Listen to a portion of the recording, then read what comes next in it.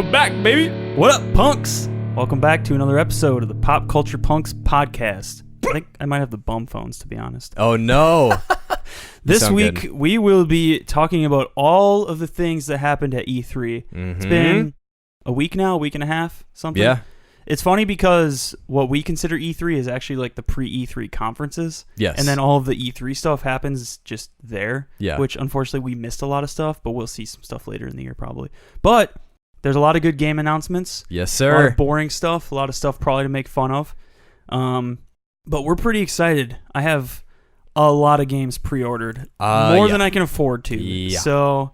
Yes. I'm sorry. It is what it is. But yeah, we're excited, and we were just talking about this. You guys don't know this, but it's actually been a couple weeks, so we might be a little rusty. So if this episode sounds weird and we seem off, hopefully it doesn't. Hopefully it doesn't, yeah. But it's been 3 weeks now. 3 weeks. The last 3 episodes were all pre-recorded. Boom, boom, boom. Hopefully you enjoyed them. Yeah. We had fun doing them. So definitely.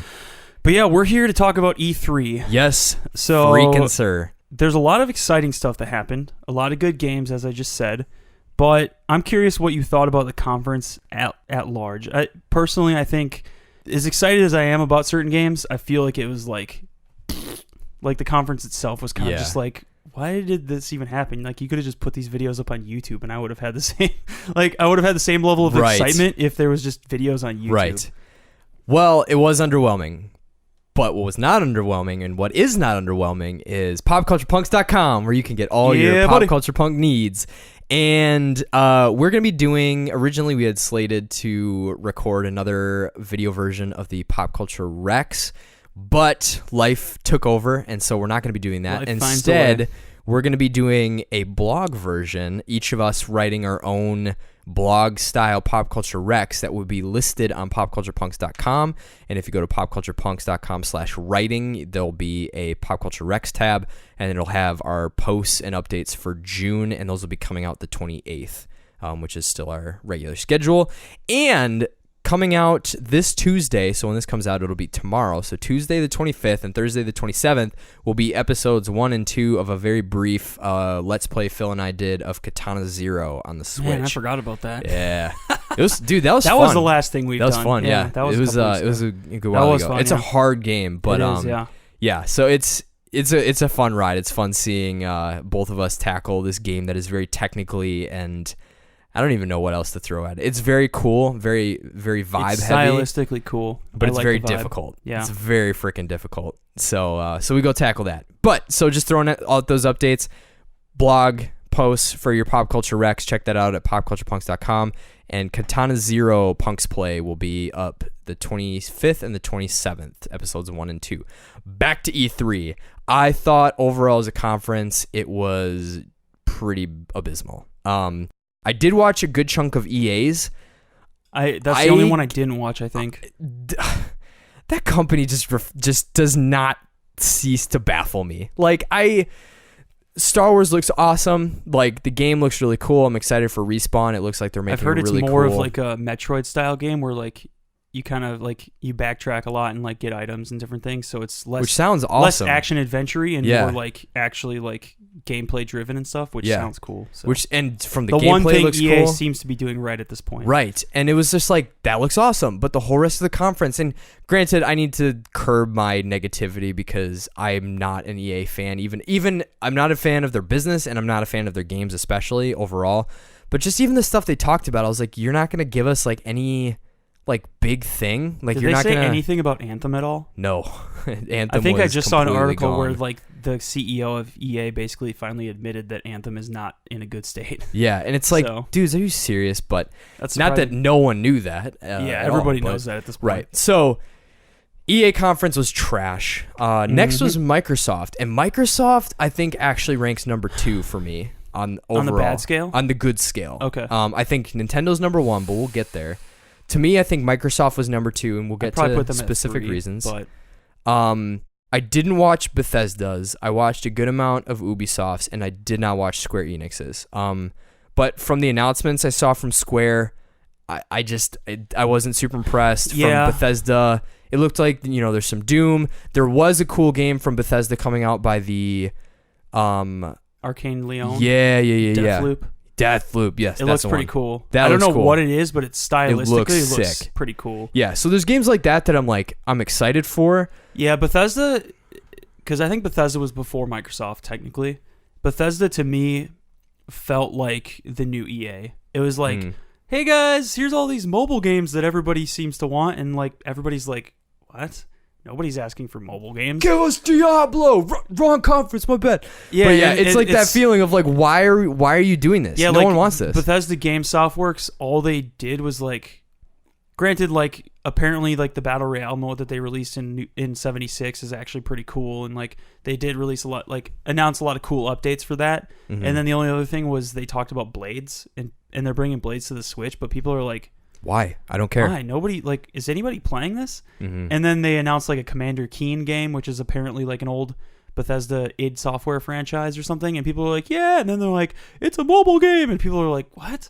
But there was like one dude at Bethesda that was just screaming the whole time, like he was stoked about everything. It was hilarious. There's a lot of memes. Don't know how to do it. Overall, their conference, other than like a few, like Doom looks dope. I probably won't get it day one, but like Doom looks pretty dope. But overall, it was just like, what is happening? Like, why is this developer that was like widely praised for the longest time just like fallen so far from grace? Yep. But yeah, then Microsoft was after that the next day, I believe. We ended up watching the whole thing together, which was fun. Yeah, and that I think ranks number 2 specifically because like Bethesda was just uninteresting to me. Like there wasn't anything that really was like, there's that Tokyo, Ghostwire Tokyo. Yeah, the Tokyo looks pretty interesting. There's games that look interesting, but it's like, but we're seeing a CGI cut trailer right now, and I feel like it's in that stage where if it would have been gameplay, and we would have been able to see more stuff, and we've been able to actually get a grasp of what that game and some of these other games were, I think I would be a lot more excited because it's like, ooh, some creativity. I think for me, that's why Microsoft dropped down a little bit, because the games that I was interested to see gameplay for, they didn't show any, especially Gears, which is coming out in like 3 months or something like that. They did have the new mode that actually looks They had the new cool. mode, but they still didn't show any gameplay or anything. Yeah. It was just like weird CGI stuff, and I'm like, this game is coming out real soon. Like, why aren't you showing us anything? Like, it seemed weird, especially since like Cyberpunk is coming out in April, but they showed like a 50-minute demo of their game.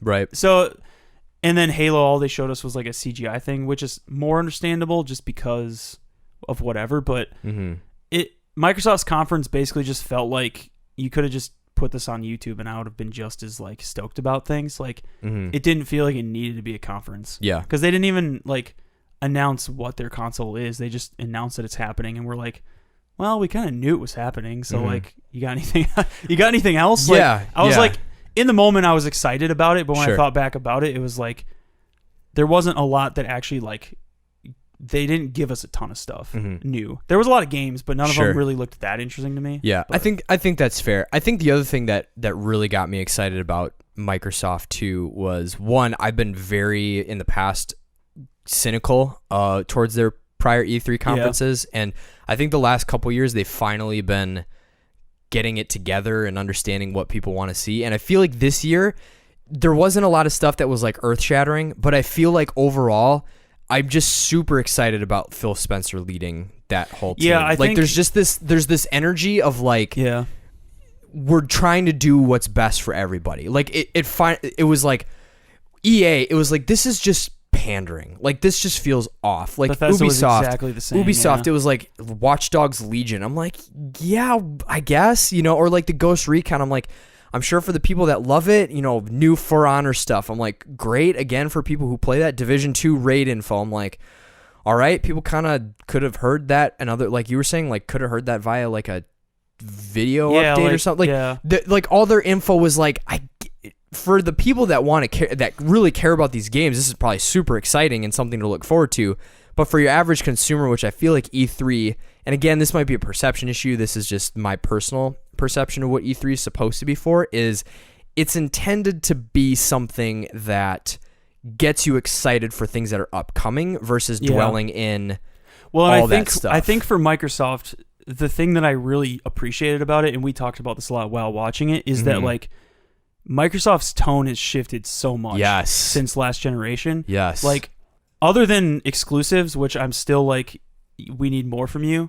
because a lot of the exclusives were like, that's just an indie game. Like, no offense to indie games, but like you can't really compete with the PlayStation on like an indie basis exclusive. Right, when it's like Box House versus like Spider-Man like or like Deer Family walking around or whatever. Right. But I think with the way that they're positioning the Game Pass and how that works, I think with their new console and all these decisions they're making are very consumer friendly.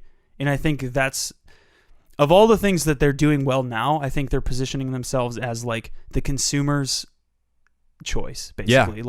Other than games, like we've got everything that's friendly to consumers. Like the Game Pass Ultimate deal is like I signed up if I didn't already have like discounted Game Pass and Gold from last year, like that's like a steal. And a lot of the games they're putting on the Game Pass now are like pretty big titles, like Metro. The new Metro's on there now. Outer Worlds Day 1 is going to be on there. Actually, which is interesting because it's an Epic Store exclusive on PC.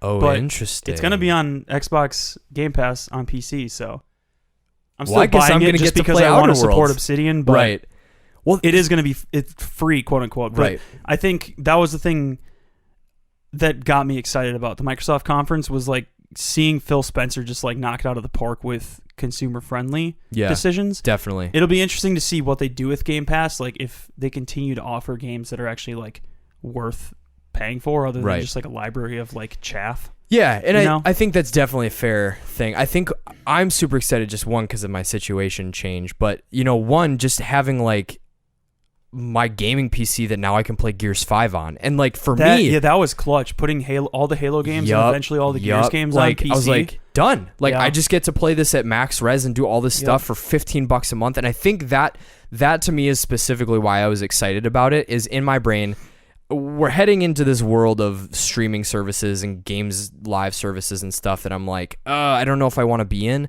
But I feel like there's a balance, and I was excited for it for two reasons. One, the games that are on it, I want to play, but I'm not going to spend $20 or $30 to get them new and to like never play them. Yeah, it lets you try a lot of different games. Right. Especially whereas in if our it's situation. like I'm paying $15 and like, okay, let's say I play Metro for like a day, and I'm like, that's pretty fun. I got to taste Metro. Or like they have what was that one Moon game that you played from Prey? Yeah, I was that's like, on there too. Like Prey is on there, Gears 4 is on there. Like you said, they're bringing a whole bunch of day one titles. There's a good, like the Tomb Raiders. I've wanted to go back and play those since they're like a Tomb Raider episode. Honestly, if they position themselves right now as this, and like technically it can only go up from here. Like if they continue to increase their library of exclusives and they keep to the promise of day one for all of their exclusives, like you can't lose with the Game Pass. Cool, unless the content just dies down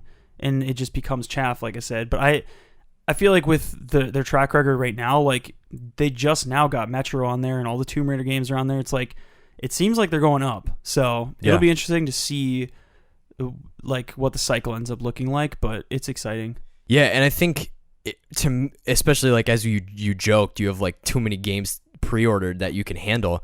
I mean, flat out with like Gears 5, I was going to buy it physical, but now I'm like, but for $15, like done. You can just play that's, it. That's $45 I don't have to spend and you can extra. buy a different game. Right, and I can buy a different game or like whatever. So I think from that perspective, to get it on my PC and my Xbox for $15 a month, it was like, that is a steal. Like literally, it's like, I don't know how, like Hulu, for crying out loud, for itself is like 12 something after tax. So I'm like, so to get a ginormous game library that I can just access willy-nilly whenever I want and just play whenever I want and download whenever I want for $15 a month, that's stupid. But it's brilliant because plus you still get live. Exactly, and I get live on top of it, and they're talking about getting like Xbox to PC peer-to-peer gameplay and stuff. So I'm like, that'd be sweet. Done. So you're not losing out. So all these PC players now are getting these games that it's like, it's a brilliant move, because how many people out there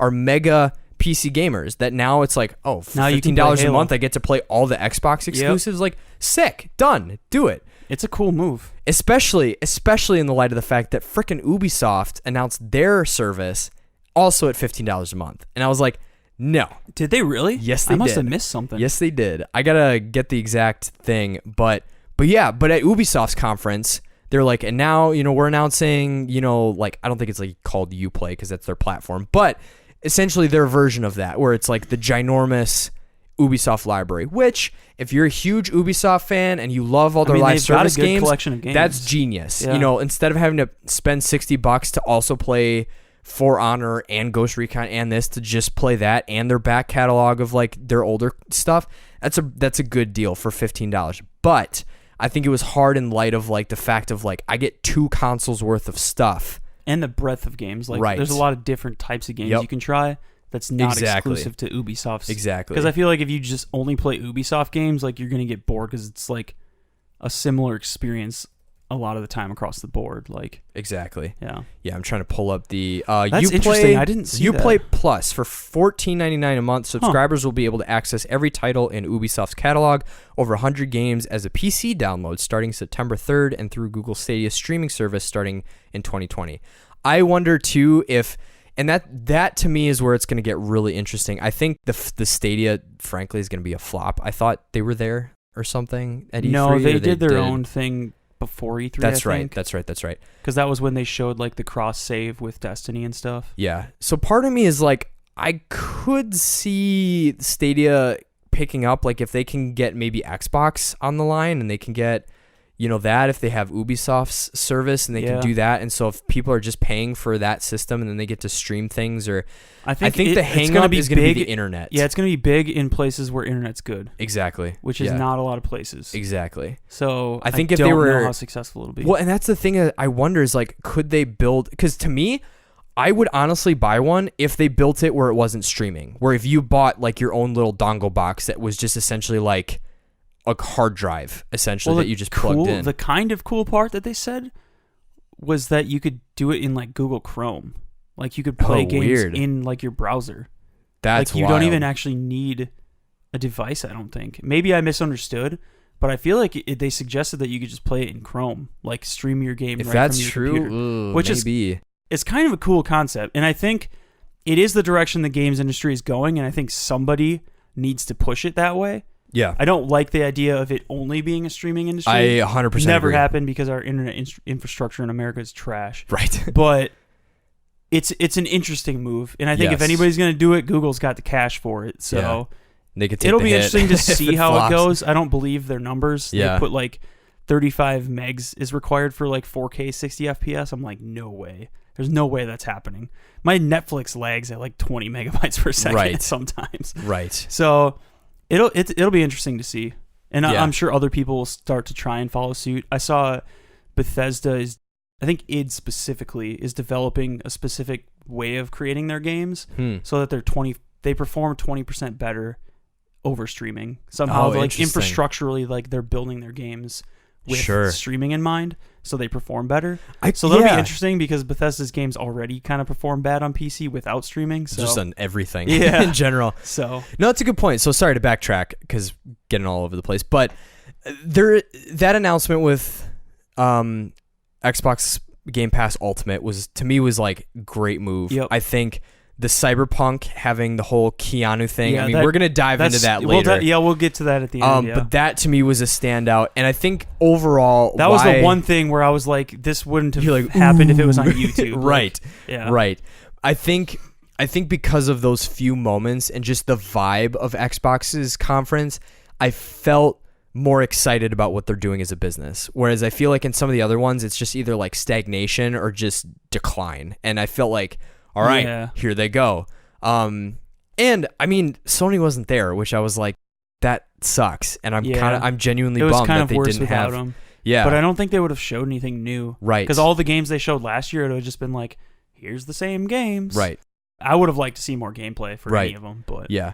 But hands down, number one, granddaddy smack all was frickin' Nintendo. Friggin' Nintendo just murdered E3 this year. Like they somehow they do it every year, but this year was like, Sony isn't coming there. Yeah. Like Sony isn't gonna be there. Oh, EA's they're doing that. All right, here you go. Here you go. Yeah, Banjos and Smash. Done. Mic drop. Like, dude, that troll at the end there. I was my gosh. They got me too. I was like, oh no, they didn't just troll. And then I was like, oh wait, they're doing a thing. And then I was like, oh, freaking Banjo drops out of the sky. Because all the and, characters, drop like kicks Donkey him. Kong, Diddy Kong, and the alligator, are all rare characters, right?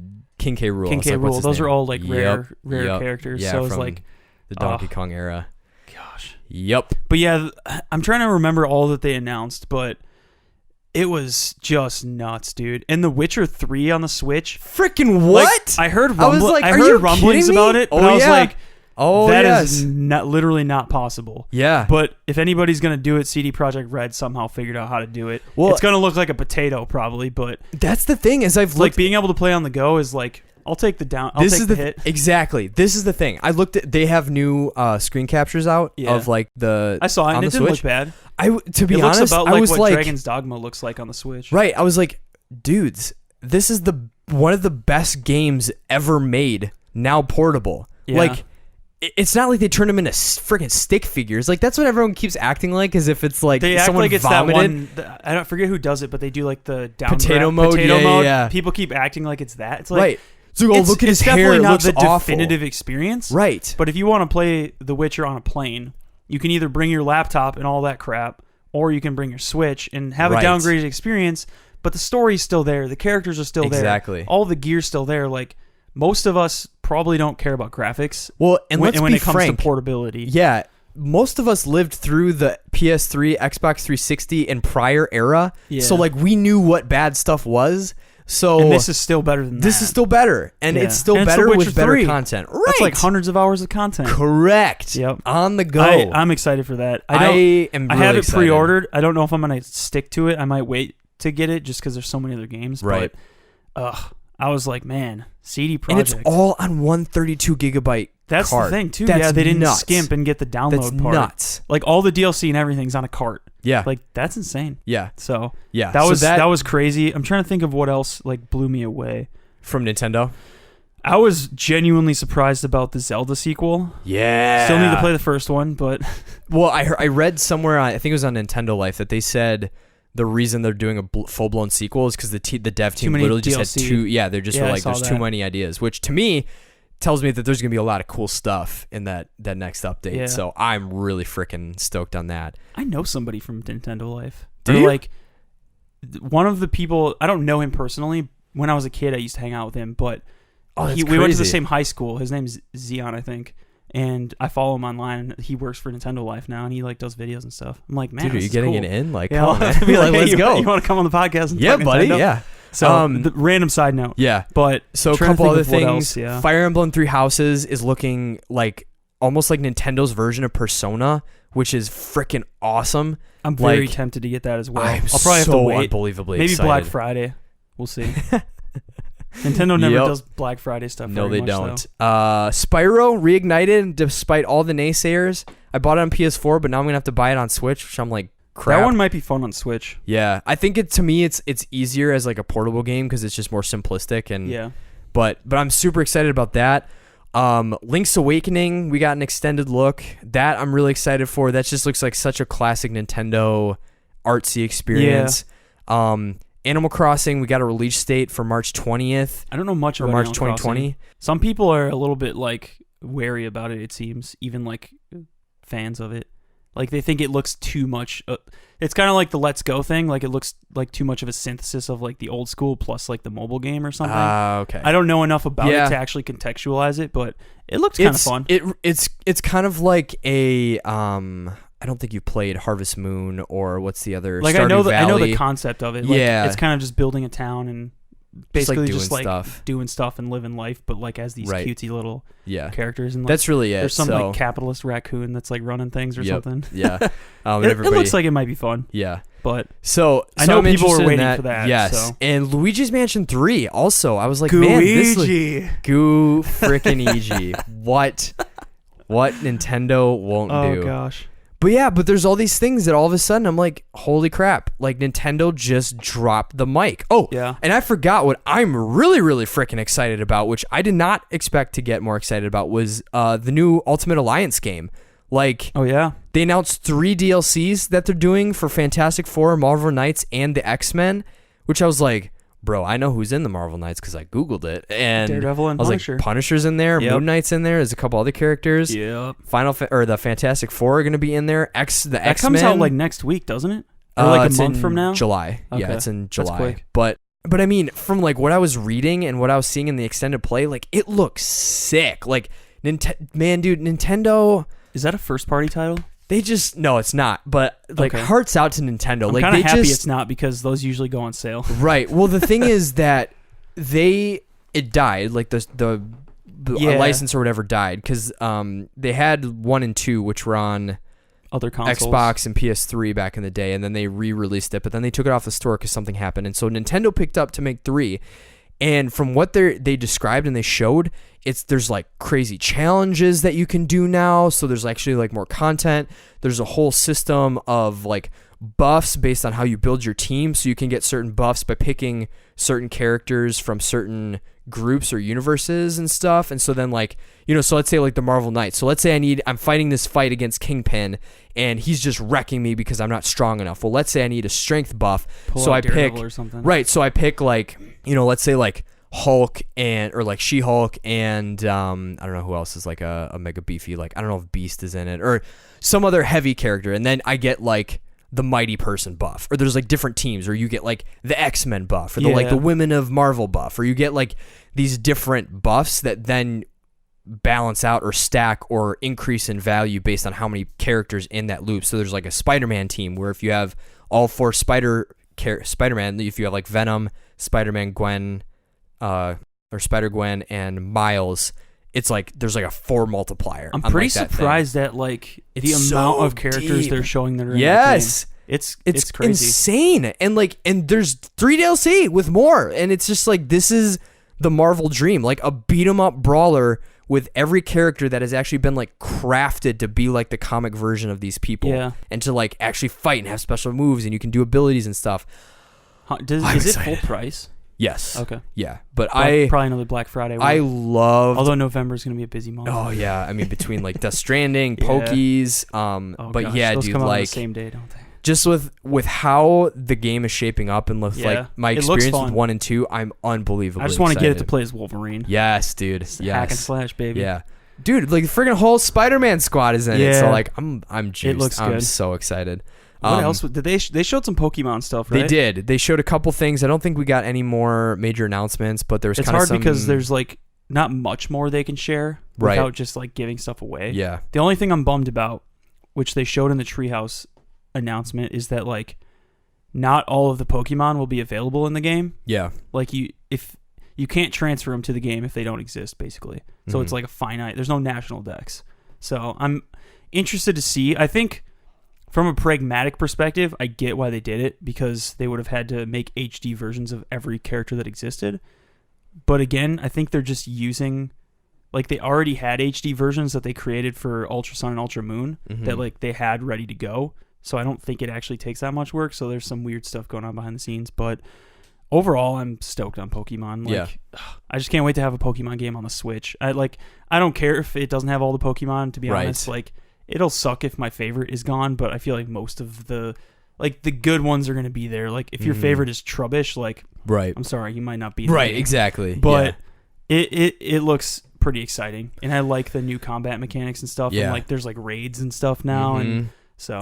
And to be honest, like, one of the other things too I think would be cool is if they based what Pokemon they did add in more on the region, because I think that's one of the things that I loved about Sun and Moon, is more linear as they were, was how much it was actually like, oh, I'm in this fire area and there's like a ton of rare fire Pokemon, versus like, I feel like in some of the other games it's just kind of random, or it's like, all right, I'm in the normal zone, so like here's all the normal ones, and like, all right, I'm going through the forest. And whereas it could be cool to see them actually build in with a more limited scope, like build in the assets. The cool thing too is there's a more open world region, like in between the cities, where you can actually like roam and catch Pokemon that I think are in the overworld. It's kind of vague whether or not Pokemon are or aren't in the overworld, but in the open world area, at least, it looks like there'll be like rare Pokemon once in a while, like wandering around, and that looks pretty cool. And I think there's like a bunch of different types of regions, like an ice one, a volcano one, like grasslands and stuff. So it'll be kind of cool to see how they play with that.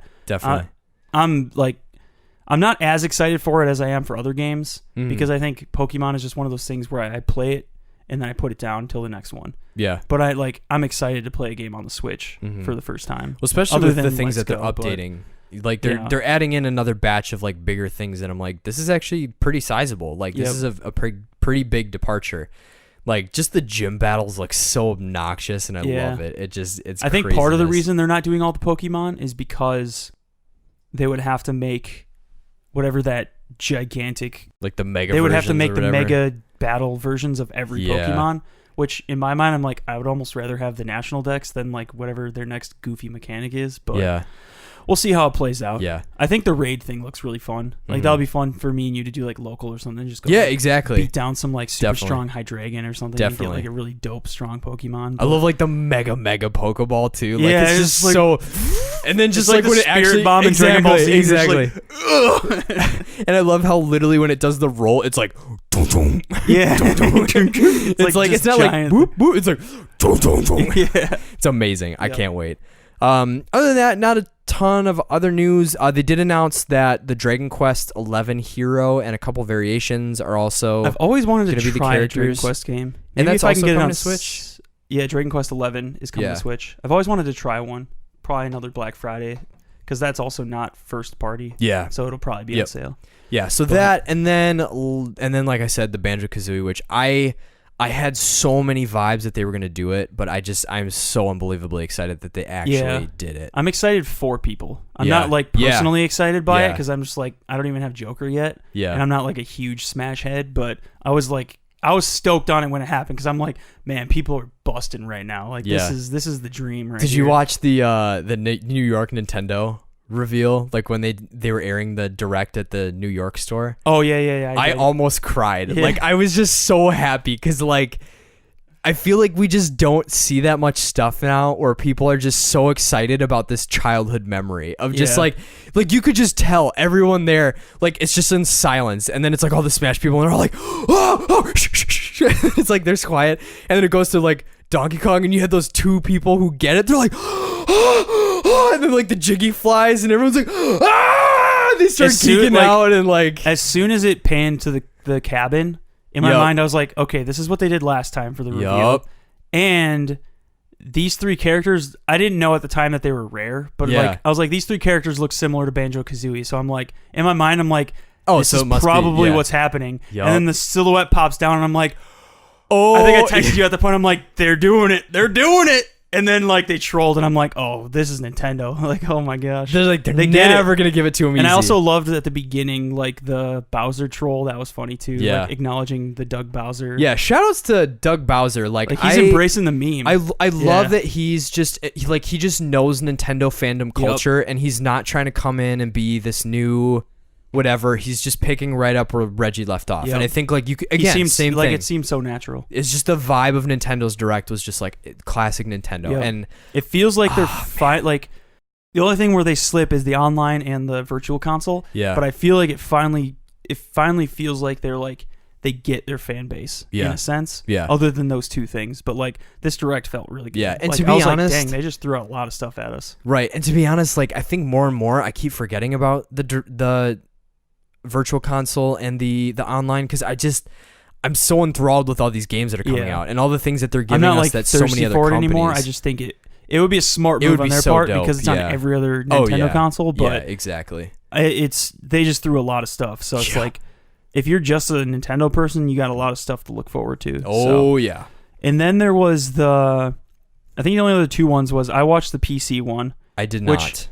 I'm not a PC gamer, so like most of the games just went over my head. Yeah. The only thing was Vampire the Masquerade Bloodlines 2 looks pretty dope. It's like a first-person immersive sim, like basically like BioShock and Prey, like that style of game, like light RPG, but with like vampires and different factions and stuff, and like choice-based dialogue, and it looks like a cool return to like the old school like CRPG model type game. So I'm pretty excited about that. They still haven't announced when it's coming out for like consoles and stuff, but that was the only thing that stood out. Everything, there was some cool stuff, but I'm not a PC gamer, so it was just like whatever. And then Square Enix, I feel like the only thing cool at Square Enix, to me anyway, was like actually seeing gameplay for the Final Fantasy VII Remaster. Yeah, that's pretty cool. Because other than the way they're doing it, in my mind, I was like, this game, like, I would buy this. Like, this looks really fun, actually, because I'm not a turn-based fan, really, but I like how they synthesize, like, the action the action gameplay with the turn-based. Like, it's a cool synthesis of those two things. So it looks amazing, and it looks really fun. I just hate that they're doing, like, the weird episodic release. Like, I don't know what Square Enix's deal is, but they seem to have these weird little missteps where you're just like, this is a little bit And that's off. my thing with them is like, I'm going to buy the full remaster Whenever years it comes later out, when it comes out in its full thing, or like however long it takes. But on the discussion of Final Fantasy, I also thought it was really cool that there's a Final Fantasy VIII remaster, because I know there was like a whole debacle where the files got lost or something and they like literally couldn't put it out. So to actually have a remaster of that game is pretty cool because of all the vibes and stuff. I've heard that one can be kind of trippy in terms of like the story and everything. Coming on Switch too? Maybe? I don't remember. I don't remember. Also on Final Fantasy, I forgot. This was my big thing is that Crystal Chronicles is coming this winter. So it's remastered too, I think. I know. I love that game. I love that game. That'd be a fun one to play. It's super underrated. Whatever, our video thing. Yeah, it's super underrated, but it's super, super fun. I loved Crystal Chronicles on the DS, so yeah, I'm sure I would love that one. I think the GameCube one to me was more fun because it was just more dungeon crawly, and you Plus like legitimately, legitimately felt like it was like one of those early games that forced you to really work as a team with really unconventional stuff. And I remember you being over that one time we were fighting that one boss, and we're like, I was like, what if I yelling at each other? And we're like, you do this, and you take the chalice, and you cast the healing spell. I'm dying. Use the Phoenix. Like, and I remember you guys being like, chaos. Sorry, this is taking longer than expected. I'm like, no, this is fascinating. Watch. This is a very interesting family dynamic. Yes, it is. But oh my gosh, fun, I love that game. So I'm cool. really, really, really excited for that. Maybe we'll get more drops. remastered GameCube games. Yeah, Who knows? I would love it. Or just flat out release it, Nintendo. Give us a dual pack of Coliseum and XD. Oh, now you're speaking my language, son. Yeah. That would be beautiful. That would be so sick. Right. Freaking on. But yeah, then the last one. We got to do the big kahuna. Which, I don't know how I feel about it, but they announced the Avengers. Were you thinking of Cyberpunk? Oh, I was thinking Cyberpunk. Well, the last thing that Square Enix showed was the Avengers thing. Yeah. Which I think just fizzled. Like, people were not impressed by it, I think. I want to say Skill Up said he saw some gameplay footage, and he was like, okay, I don't think people should... Someone said something where people who actually got to see the actual game were like, I don't think it's getting... I think the criticism it's getting I think their problem was, like, it was hard to distinguish. Like, there were some moments where I was like, this looks kind of like gameplay. Like, the Hulk part, it looked kind of like gameplay, and I was like, if this is what the gameplay looks like, this looks fun. Like, this looks really good. Like, it had like a God of War, Spider-Man sort of feel to it, if that was the gameplay. The problem was they didn't like make it clear like what was just cinematic and what was gameplay. So it was kind of like, okay, like for me it was like they're talking about it being a live service, and I'm like, no, those words never pan out right. No, like that does not sound, especially with a game franchise using a comic book thing and like all the stuff that would involve. I think I don't know. It has potential, but I don't think they showed enough for me to actually be stoked on it like I wanted to be. Yeah, because I was excited when like it was like Square Enix Avengers game. I'm like, getting like a Spidey like Avengers, right? Yeah, but maybe it'll be cool. We'll see. So definitely.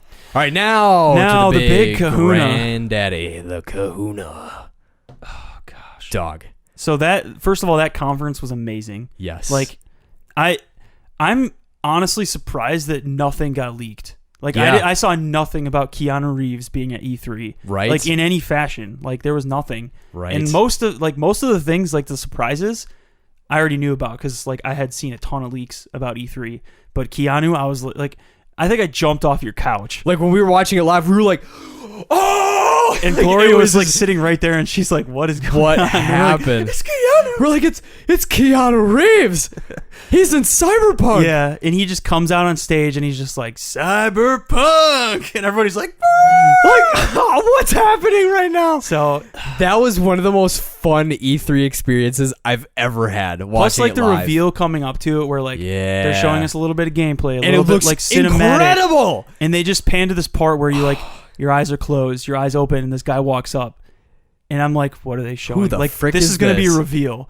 And as he comes down, I see the hair, and I'm like, they're not. No way. And he takes the glasses off, and it's freaking Keanu Reeves. And then he comes on stage, and I'm like, oh, like God. Exactly. I didn't think I could love this game anymore. I know.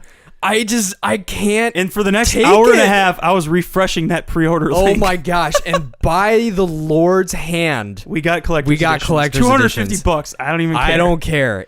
I'll get the money somehow. Yeah. I am so unbelievable. Like, I don't know how. Like, I don't know how every single time CD Projekt Red says anything about this game, I just geek out even more. You have freaking Keanu Reeves as like a main protagonist in it, as like having the 2020 book and like read through some of the lore, having him be like one of the like Johnny Silverhand, like one of the main dudes, is such an honor. Apparently he's callback to fans and apparently stuff. He's like an AI implant chip or something, so he's like there for the majority of the game too, like kind of like a ghost, like commenting on your decisions and all these things. So like it's gonna be very interesting to see. I'm also curious because he was only one of 3 childhood heroes that you could choose at the beginning. So I'm curious to see if you choose one of the other 2, like if it changes your path in the game. Interesting. Like, I'm just like, I feel like if this game, people keep saying like, stop hyping this game up, like it could flop. And in my mind, I'm like, if this game is like 75% of what The Witcher was and it's a Cyberpunk game, like I'm going to be elated. Yeah, I'm going to lose myself. But based on what they're showing us, like the level of choice, like they've confirmed that you can beat the whole game without killing anybody, like the amount of like dialogue conversations, and they said like you can talk to most any person on the street, and like it's just like, how is anybody accomplishing what they're trying to do? Like, how are they even doing it? Right. Like, I really hope they pull it off because I'm paying a lot of money for it. Well, and I have like complete faith. And I was seeing a ton of prominent social video game reviewers or commentators or whatever saying, just got out of the demo, holy fudge, like y'all don't even know how amazing this is going to be. And everyone's like, oh, stop, it's going to fail. I'm like, how can it not be? Like, the only way this is failing is if it just doesn't come out. The way it fails is when it's Anthem and it's something that you have like this sick feeling about. You're like, it looks really good, but I don't know. But everything. And with Anthem, like, you know that Mass Effect Andromeda had its whole thing. Exactly. So you're like, I don't know. Like, BioWare already is kind of sitting in hot water, and they're choosing to release a live service game that they've never made before. But CD Projekt, you're like, the last game they released was like the greatest game of all time. So like, how the frick are you going to tell me that it's not going to be good? Yeah. Oh, so dude. I refuse to dial down my hype for that game. No, never. Yeah, never. And like, honestly, if I'm disappointed by it, don't even care. I had fun. I had fun hyping it up, but I don't believe with any percent that I will be disappointed. Yeah, I think it's, even if it's like I play it, it's a 12-hour story for some reason, and it's just like a really tight experience, but it's only 12 hours and it's short, I'll be satisfied. Because the level of detail in like the world that they're constructing, and like they said, like you can go in any building and go like up the floors and like talk to people, and like you could follow somebody and like basically like they're living their entire life in the game, and you can like follow them to their job, and then after their job you can follow them home and they'll go to bed, and it's like, what? Like, this is it's insane. Like, who does that? Yeah. But there's gonna be people who their entire 200-hour experience is just gonna be like, I was just a stalker. Like, yeah, just like followed people around and like it's insane. Yeah, the level of detail and stuff, and just the vibe, and seeing some of the pictures that they've been releasing. And you can pretty much, it's like a GTA where you can like take any vehicle off the street, and like there's like motorcycles and Lamborghinis and Bugattis and like all these dope futuristic cars. I'm like, dude, how is this game even possible? It just makes me giddy thinking about it. I know, I'm just so freaking jacked. It's crazy. I can't wait. I literally can't wait. It's gonna be incredible. Yeah, I'm excited. Yeah. I'm curious if there are any other games that you've got pre-ordered currently. So the big one definitely was Cyberpunk. Like I said, as soon as I pre-ordered, I'd like texted you a picture. I'm like, bro! I literally, Gloria and I were sitting down to watch Parks and Rec, and like I got your text, and I like we had just made dinner. It was like the moment where like if I was gonna go do anything else, she was gonna be really ticked, and like I like shot up, and I was like frantically looking for my wallet. She's like, "What are you doing?" And I was like, Phil just sent me that the thing is online. I was like, Cyberpunk is online. I gotta go pre-order it now. She's like, fine. Like, and then I was like, well, and she's like, because I had left my wallet in the car, so I had to run down to the garage. And she's like, where are you going? And I'm like, my wallet's in the car. I gotta get my credit card. She's like, just use my credit card. I'm like, oh, you're brilliant. So I like ran in the office, and I'm like, just like frantically typing it out, and I like got it. I was just like, I think they're sold out now. Oh yeah, next day I was looking in the afternoon, and they were locked out. I'm curious to see what the prices will be on eBay. I don't ain't even selling want to know. it. Yeah. Nope. Oh gosh. But dude, that statue is dope. Like the only reason I pre-ordered running it over a guy with pistols out as he's like jumping off of his motorcycle. And I was even like, besides the insane. statue, like the content in that collector's edition is like above and beyond what you like. Yeah. Most things is like a statue, bunch of cheap, DLC skins, a cheap crappy map, a bunch of in-game items that I don't really care about, and like that's it. But this is like, no, you're getting a statue, you're getting like an in-game compendium, you're getting an art book, you're getting art prints, you're getting patches, you're getting stickers. I'm like, two hardcover. This is like actually $200 worth of stuff. I'm like, I'm all in. Yeah. Luckily, I still had the GCU at the time, so I got my 20%. I was super jelly. I was like, ugh. But and you get 2 steelbooks with it. You get the Best Buy pre-order steelbook, and you get a special one that comes with the thing. With the collector's I was edition. like, this is too much. Like, what am I going going to do? There's also 3 versions of the Best Buy steelbook, and I'm like, I want all 3. I want all 3. I'm collecting all of them. Like, frick yeah. So it's crazy. But are there any other games that you pre-ordered? Yeah. So I want to say like that was the one that like we're just like so stoked about ever Cyberpunk. since E3 like E3, I was literally waiting. I'm like, they're gonna announce the collector's edition, and I knew that was like my one goal. I was like, I freaking need to get the collector's edition for this game. I'm not even lying when I say that I sat there every like 2 minutes. He is not. I refreshed it. It never happened, but I diligently through the whole Microsoft conference refreshed that stuff. And when he got home, he found it, which it wasn't supposed to go up until the next day. And I was like checking still, and I was like, hold on, we got to stop quick. I got to pre-order this.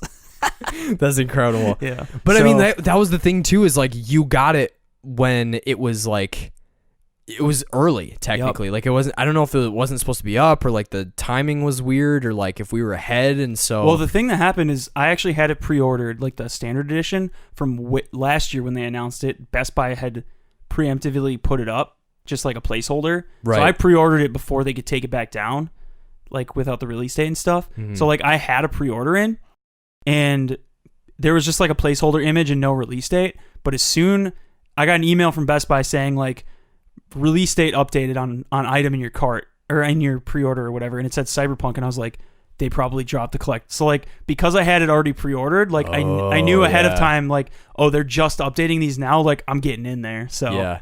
I had like a nice little edge there, so yeah, it was cool. It was magical. But yeah, anything else that you're pre-ordering this year? Or next year? So I've got a lot of games. So I'll try and go in order of their launching. So I have Bloodstained: Ritual of the Night, which comes out next Tuesday, which I'm really excited for because that was I've heard really good things about that. Yeah, like it was all people are basically saying it's like the perfect like comeback of like the Castlevania franchise stuff, whatever that the famous one is. Yeah, Symphony of the Night. Symphony of the Night. People are saying it's like that, but better. I love Symphony of the Night. That game is incredible. To play it still. It is. I've never been a side scroller fan, as many people know, but maybe it's one of those games where like it was as difficult as it was oddly relaxing once I got into it because it's just very like you like it's not like frantic like some of the other side scrollers. Like I can't do like Super Meat Boy or like some of these ones where you're like jump to the razors, jump to this. This is just very like go here, duck, attack, go here. Like you start because it's one of those things where it rewards you for spending time in it, so you know that okay, I can one shot these enemies. Okay, I can get these guys in like 2 hits. Okay, I know I need to like hit this. You know how to dodge enemies back, and like jump hit over this, them slide back, hit this, done, move on. And I am so excited for Bloodstained, and I actually bought the limited run release, the physical version of the like or like the I guess it's technically like a side version of like an 8-bit game called Bloodstained Curse of the Moon. So it's like an 8-bit like very hardcore like SNES era style version of it with like some of the same characters, and that's been really cool. Like there's something about like the Castlevania vibe that I just like I started falling in love with, and I started understanding like why people love them so much. It's just simple. It's like, got it's that just cool nice. like gothic vampire vibe to it, which is like, but it's fun to play. Cool, like it's technical. Like you need to know how to like jump and move and whatever, and you have to be aware of like how enemies move. But it's not like crazy. Like it's not like a manic game where you're like, oh my gosh, I don't know where I'm going and I don't know where whatever. But yeah, so from that perspective, like I'm really excited for that. So that comes out. I got that for Switch. That comes out Tuesday. I think technically Marvel Ultimate Alliance 3 I have pre-ordered. That comes out next, like mid-July. Fire Emblem Three Houses, also really freaking excited for. That comes out at the end of July. I don't have it pre-ordered yet, and I'm not sure if I will, but I will probably pick up Astral Chain, as I'm hearing people say it's like... That's Platinum, right? Yeah, and I've heard people say it's as good as like the Bayonetta franchise, which I never got into, but just seeing like the combat and stuff... And I've heard they were talking to the director, and he said that there's a lot of Cyberpunk influences, and that's how he kind of classifies this game. If you say that word, I'm like, done. You say Cyberpunk, it's in my cart. Oh, okay. Cyberpunk, you say. But yeah, so I'll probably look into Astral Chain. That comes out in August. Cool. Borderlands 3, that's the next big one. That's the one game I'm buying on the PS4 that's like cross-platform, so nice. We could play it together. Yeah. So, and again, I've been hearing great things from the conference that people are really excited about that. The Layman Gaming, the Skill Up guy and his brother, they were talking about it and saying like this gameplay like just solidified like the amazing advances they've made since the second one. Like they said the shooting is so much more akin to like Destiny style like FPS, and like they just said it like his brother said like he was a little bit skeptical about it just because like it's been a long time. Like the old Borderlands games, he never really got into, and he said playing this one was just like, I'm buying it day one. Yeah. So which is nuts. I'm like, absolutely nuts. Oh, man, I think other than Cyberpunk, like Borderlands is like on my hype list. Like, man, this looks fun, and I haven't even played 2 yet. I need to get on 2, but it's good. I think what's hard is there's a lot of level scaling and stuff that it can be really difficult to play solo. I know. Even playing the hard part for me is it's just long. Yeah. I think with that kind of game, like. It's fun, but it kind of wears on you after a while, like the humor and stuff after a while. If you're not playing with another person, it's just like lonely in a way. If you play it for 40 hours, and the first one is only like 25, so that's manageable. Yeah. But after you get to 40, it's like, okay, I'm getting tired. So, but I'm excited for 3. It just looks super good. The humor just looks childish and fun, like you'd expect, and like they're embracing the meme of all these things, and they got freaking guns that shoot guns, and they got guns that have legs and run, and like I'm just like, what is happening? Like, it's gonna be bananas. This is like Borderlands on Borderlands crack. Right, exactly. Like, here's your own supply of yourself. So I'm juiced for that. That'll be a fun ride. And then lastly is Pokemon Sword, which I haven't seen anything about like the release dates for Witcher 3. I don't know when that's coming out. I wouldn't be surprised if that's next year. Just because I wanted to lock in the GCU. Yeah. But it's probably next year. I wouldn't be surprised if that's next year. Maybe late this year, maybe holiday. But yeah. So there's a couple games. Death Stranding I did have pre-ordered, but games just started piling up, and I was like, if there was anything that I would say no to, it would probably be that. But then I'm seeing all this stuff about the game, and I'm like, I don't know if I want to miss out on that. It's interesting because I've never played Metal Gear Solid in my life, but for some reason Kojima just seems like the guy that the type of guy I can put my faith in to like deliver something crazy, a weird like good experience. And the fact that he's got like Guillermo in his game and like all these like big actors and stuff, I'm like, I just need to know what this is. Like, if I play it and I don't like it, like I can just resell it, but I like need to know what in the world this game is, because it doesn't make any sense, and I want to know. Right. And it's like one of the it's like most games you're like, I need to know what this is, but I'll just watch somebody else play it. Yeah. But this one, it's like, I feel like I just need to play this game. Like I need to say that I experienced it. Right. Because it's just so weird. It just looks. It doesn't make any sense. So wild. Yeah.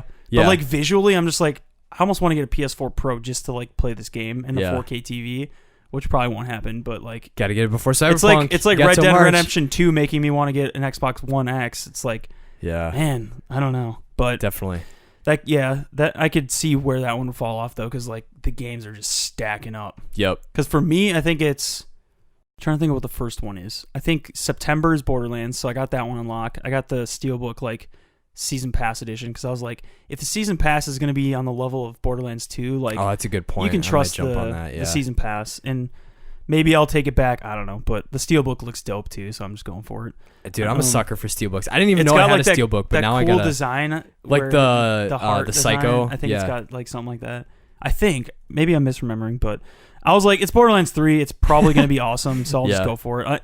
I'm in the mindset now of like, if I see a game and I know I'm going to love it, and I want the developer to know, like, I'm just giving them my money. Like, So I got that. That's September. Then October is The Outer Worlds, which is on Game Pass.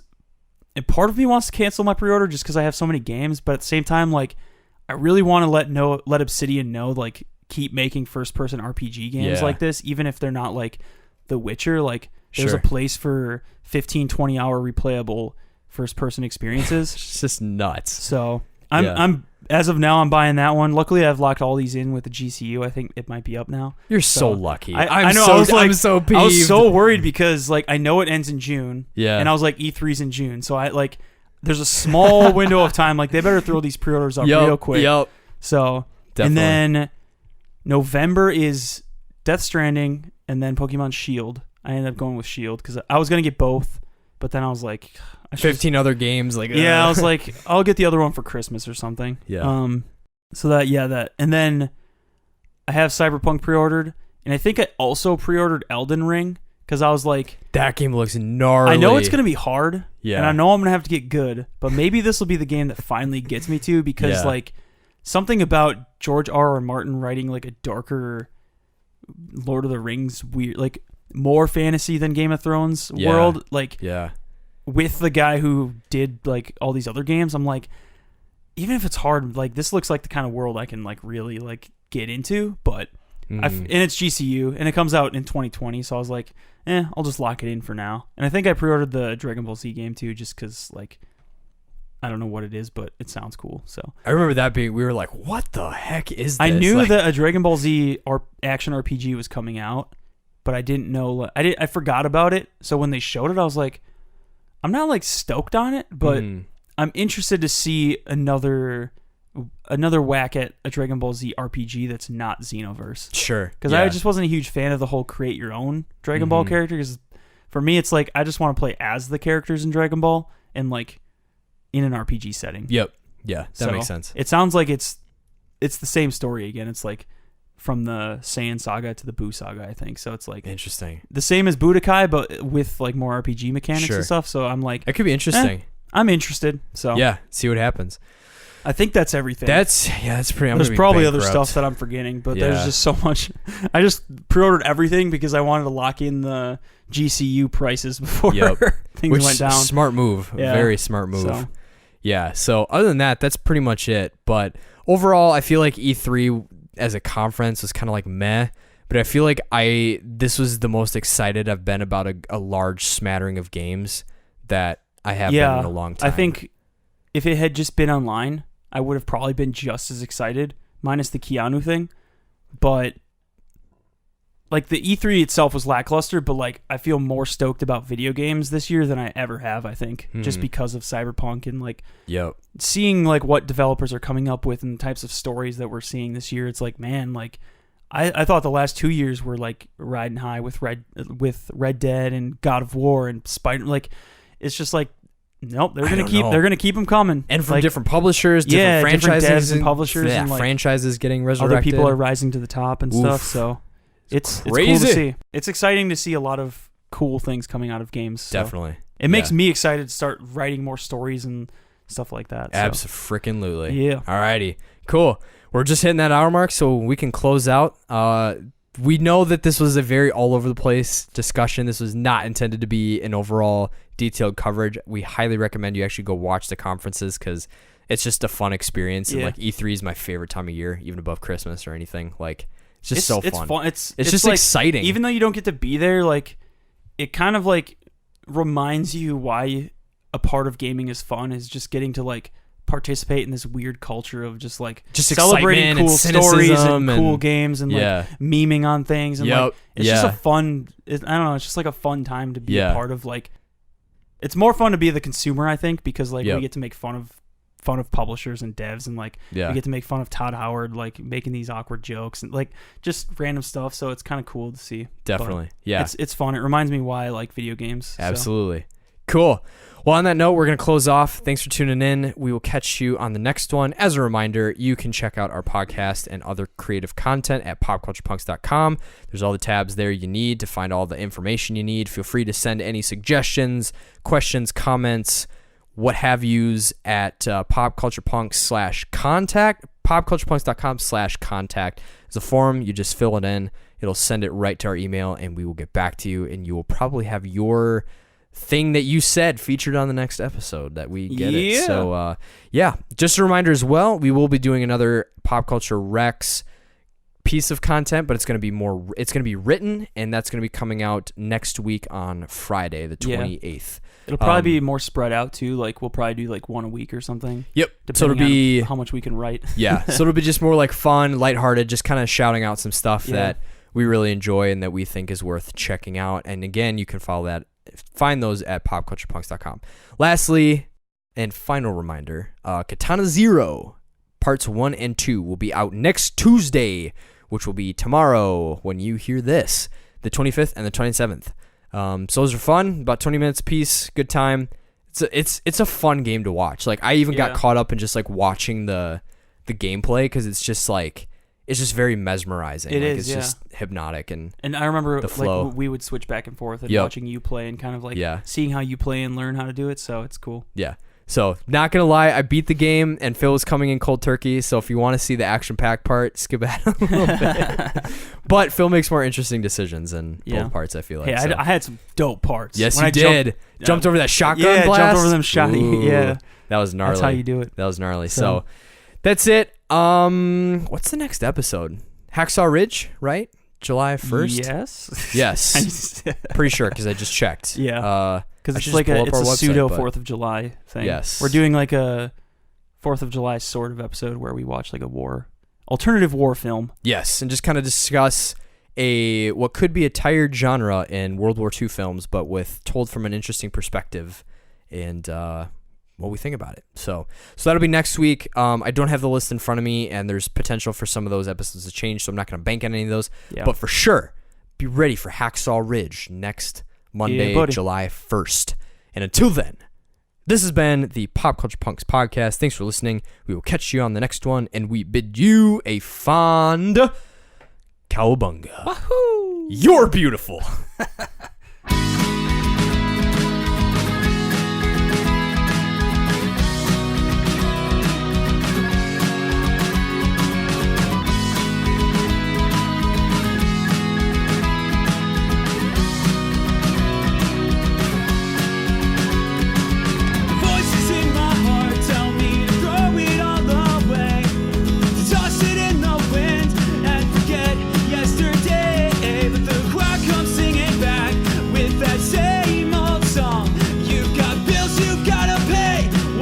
Job security, but I've been dreaming about packing it all up, cause the war in me just won't relent till there's nothing left but dust. So what do you do when the walls start closing in and everyone you love tells you it's all just in your